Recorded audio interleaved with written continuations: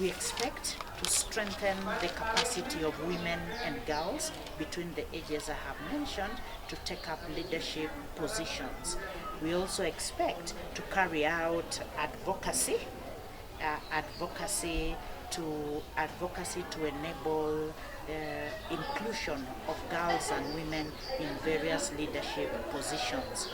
We'll also be tackling social norms, looking into how to transform social norms using a faith-based approach, and at the same time influencing the adoption, amendment, withdrawal, or effecting policies that include women and girls of this age. So that's what we expect to achieve in the 4 years. We will be looking at advocacy so that people know these policies are there, and even some policies not friendly, we will be looking at ensuring that they are amended to be more friendly. So a lot of the approach will be capacity building to enable people get this effective, especially for that age group, so that it just doesn't stop and it goes into the future with them. We've implemented programs that have empowered young women rise to leadership position, because that is our core mandate in the safe space. Currently, the project we are launching in Migori County is about the young women awareness, agency, advocacy, and accountability. How do we achieve this? We are proposing that the county government of Migori works hand in hand with our women rights organization that are also champions of change when it comes to SGBV issues and sexual violence. We look at the FGM issues in Kuria, we look at the sexual violence issues in Kuria, in Migori, we look at the issues around the SGBV. They're not going away. Yet, we have policies on the ground.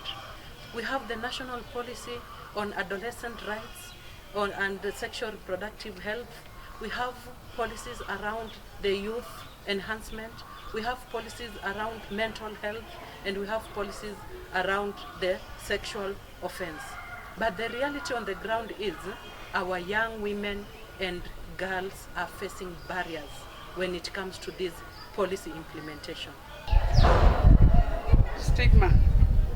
Most of our women fear coming out into politics because of the stigma that they undergo. They are abused, there's a lot of cybercrime, and they don't have that money.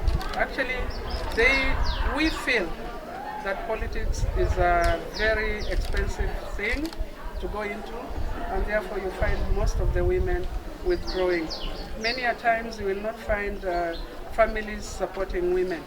So you'll find that you come out and declare your interest, but the people who fight you first are your own family members. We are here to launch the Young Women Leadership Program that is focused on building awareness, creating agency, improving accountability, and also really supporting young women to be able to participate in advocacy efforts.